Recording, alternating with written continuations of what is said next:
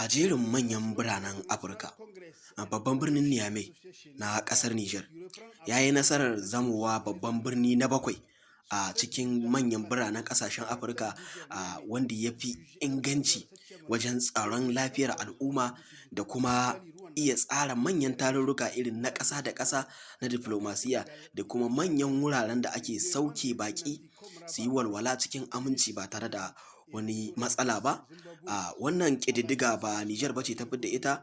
Hukumar da ke kula da tsara manyan tarurruka irin na ƙasa da ƙasa ta fitar da wannan sanarwar cewa babban birnin Nijar cikin manyan birane 16 da aka lissafa shine ya zo babban birni na bakwai, bayan babban birnin Afirka ta kudu da Rwanda da Morocco da Tunis da kuma abin da ya shafi abin nan Senegal da kuma Ghana.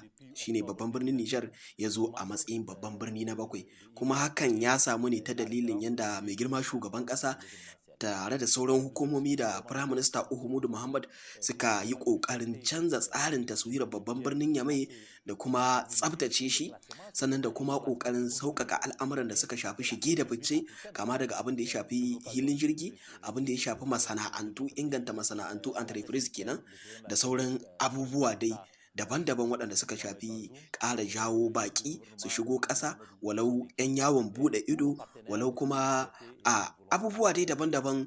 Bayani dai dama muke maku a taƙaice, ba wai zallan duka komai da komai ba ne muke so mu bayyana, amma dai muna so mu bayyana cewa babban birnin mu wata Niamey abin alfaharin mu, cibiyar 'yan Nijar baki ɗaya a kaf Afirka, shine babban birni na bakwai mafi ingancin tsaro wajen tsare lafiyar al'umma duk suka zo. Kuma irin wannan tsari yana kasantuwa ne wanda duk irin manyan tarukan da kuke ganin ana yi na ƙasashen duniya, a duk ƙasar da ake, ba wai kawai kara zuba bane ake cewa a zo wannan ƙasa a yi taro. Ana yin zaɓe ne cikin ƙasashen da suka tabbatar da za su halarci taro, ana cewa to a cikinsu a zaɓi ƙasar da za a je, sai a yi zaɓe. To a lokacin duk da aka yi zaɓe, Nijar tana yawan samun ana zaɓen babban birninta, duba da yanda Nijar take da iya tarbar al'umma da kuma iya tsara manyan tarurruka iri daban-daban.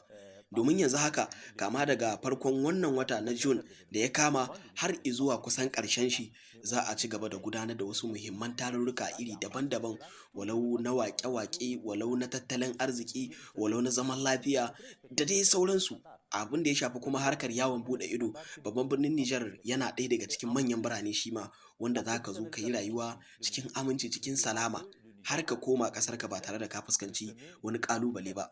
Dalilin wannan yasa a kowane lokaci Nijar take ƙara kwarjini da tasiri da daraja a Afirka, domin duk abin da Nijar za ta yi ƙoƙarin shiryawa suna ba wa muhimmancin tsaro da kuma lafiyar al'umma. Alhamdulillah, muna godiya ga hukumomin ƙasa, muna fatan Allah ya ƙara wa ƙasar mu daraja, Allah ya ƙara abin nan ɗinmu. Wannan da kuke kallo shine Sayyidul Mukhtar kenan, shugaban kula da karɓar baƙi insha Allah. Wannan Hotel Bravia kenan, ɗaya daga cikin manyan otalallika. Wannan kuma shine wurin manyan taro na ƙasa da ƙasa na ƙasar Nijar kenan insha Allah. Wannan kuma Palais de Congrès shi ma wani babban wurin taro ne, alhamdulillah. Yanzu zan ɗan bar maku ku saurara daga bakin babban ɗan jarida na ƙasa baki ɗaya, irin ƙasashen da yake jerawa suna gabanmu, sannan a zo har kan babban birnin Niamey. Kuma shi irin wannan tarurruka da ake yana samar wa ƙasa kuɗaɗen shiga, kuma Nijar ta kasance tana ba wa manyan masana'antu damarmaki sosai na zuwa Nijar su zauna cikin kwanciyar hankali da salama, da sauran entreprise da haka da sauransu insha Allah. Yanzu dai zan bar muku ku ɗan saurari ƙarin bayani.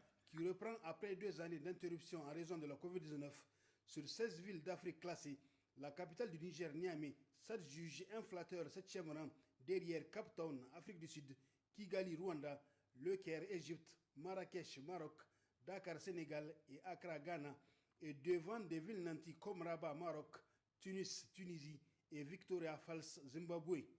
À l'Agence nationale de l'économie des conférences ANEC. Le chef du gouvernement, Oumoudou Mahamadou, et son équipe, et tous nos partenaires, c'est une fierté et nous voulons la partager avec tous nos partenaires. Plusieurs facteurs expliquent une telle percée de Niamey, qui enregistre un meilleur classement que de nombreuses villes de tradition touristique, telles que Mumbai en Inde. Il s'agit notamment de la nouvelle dynamique insufflée à l'ANEC par le président de la République, Mohamed Bazoum. Il y a beaucoup d'actions entreprises qui rentrent dans la promotion de la destination du Niger avec l'apport du président de la République lui-même, qui s'est engagé de faire de Niamey une destination préférée des grandes rencontres internationales, et les offensives diplomatiques qui ont été engagées par lui-même le président de la République, par le Premier ministre, par tous les membres du gouvernement. Aujourd'hui, toute l'équipe gouvernementale est engagée dans ce domaine-là. Et je pense que ce sont toutes ces actions qui nous ont amenés effectivement à être classés aujourd'hui parmi les pays organisateurs d'événements. Parce qu'avant, le Niger, on n'était pas connu dans ce domaine-là, mais aujourd'hui, on l'est. Parce que tout simplement, il y a cela. Et en plus de cela, tous les événements qui sont organisés au niveau de l'ANEC, nous nous sommes exigés une certaine discipline. Parce qu'il faudrait respecter un certain nombre de standards. Donc, il y a un certain nombre de standards que nous avons respectés. Et en plus, la professionnalisation aussi de nos équipes. N'oubliez pas que le Niger a accueilli en 2019 le sommet de l'Union africaine. Et pendant l'organisation de ce sommet-là, il y a eu beaucoup de formations. Il y a eu dans le domaine de l'hôtellerie, dans le domaine du protocole, de la sécurité. La sécurité, je parle plus de la protection de haute personnalité, etc. Fort de cet exploit, l'ANEC entend préserver cet acquis et pourquoi pas progresser. Au classement mondial de l'ICA, qui est une communauté mondiale et un centre de connaissances pour l'industrie des réunions d'associations internationales, le Niger occupe le 10e rang sur seulement 12 pays africains classés, devant des pays comme le Zimbabwe, le Nigeria et les dizaines d'autres pays qui n'ont même pas eu droit au classement.